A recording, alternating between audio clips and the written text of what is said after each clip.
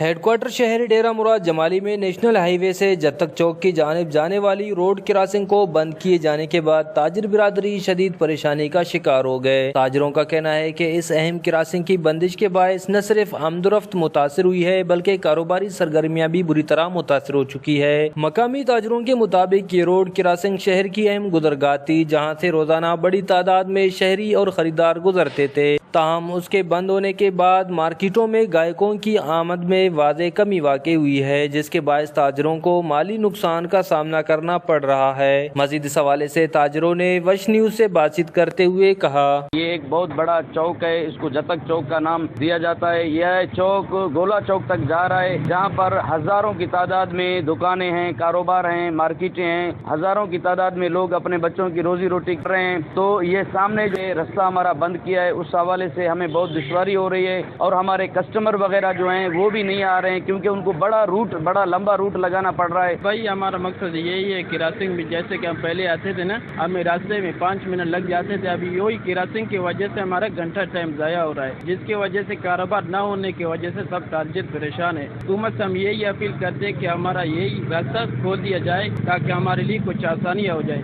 جس میں ہمارے پہلے کسٹمر زیادہ ہوتے تھے، ہمارا کاروبار بھی اچھے چلتے تھے۔ ابھی کسٹمر نہ ہونے کی وجہ سے ہمارا کاروبار فل ٹرپ ہو گیا ہے۔ اس میں جیسے کہ آپ لوگوں کو معلوم ہے 3-4 مارکیٹ بھی ہے، اس فٹ پاتھ کی وجہ سے ہمارا کاروبار اور مارکیٹ سب رک گئے۔ تاجروں نے ضلعی انتظامیہ اور متعلقہ اداروں سے مطالبہ کیا کہ نیشنل ہائی وے سے جتک چوک جانے والی روڈ کراسنگ کو فوری طور پر بحال کیا جائے تاکہ شہریوں کو آمد و رفت میں آسانی ہو اور کاروباری سرگرمیاں دوبارہ بحال ہو سکے۔ کیمرہ مین معشوق رند کے ساتھ ریاض بلوچ، وش نیوز، نصیر آباد۔